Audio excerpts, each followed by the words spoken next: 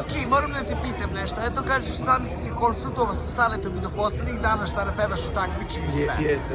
A reci mi, kako komentarišeš to što su mnogi ljudi koji su potekli iz Zvezda Granda, pa i njegovi prijatelji koji su čak i uspeli da naprave karijeru preko imena Saše Popovića, Lepe Verne i Slatkog greha, sada nakon njegove smrti počeli da iznose neistine, laži, da blate lik i delo Saše Popovića?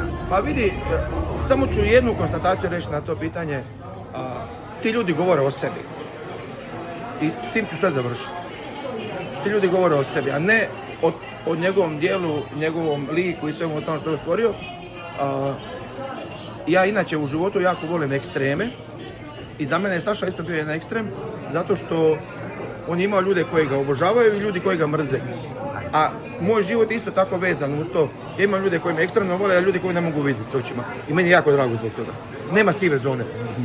I to je to. Razumemo se, Zoki, ali moram te pitam, imam jednu informaciju. Joj, nemoj. Zašto si juče zadržan na granici i nisi mogao da pređeš isto? Zato što, evo, proverena informacija. Proverena? Vratili su me policijski službenici zato što sam upravljao vozilo sa hrvatskim tablicama i kao da sam bio sigurnosna prijetnja. I sad sam danas prošao sa austrijskim tablicama bez ikakvih problema. 100%. Čekaj, znači koliko imaš automobila na austrijske tablice, koliko na zagrebačke?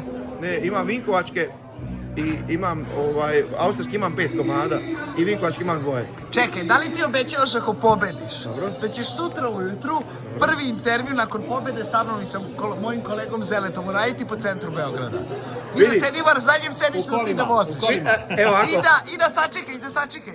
Da startujemo neku bakicu koja je krenula na pijacu, da je ti povezeš, odeš s njom na pijac i da je vratiš kući. Obećavam. Obećavaš? Jedna riječ, obećavam. Zele, Ovo je čovjek iz naroda. Ovo je čovjek iz naroda. I ja ću platiti košaricu na pijaci. A sad ćeš meni Zeletu za taj A marketing. vas dvojica, čekaj da razmislim. Neki ručak, Ne, ti si rekao da te cigarete smiruju. Tako ti ćeš je. dobiti neke odabranu sortu cigareta. A Zele? Meni zdravo, meni bez cigareta, alkohola. Znači, tebe ćemo na pijaci smiriti sa salatom. Neka banana ako može. Hvala puno, brat naš. Hvala dečki.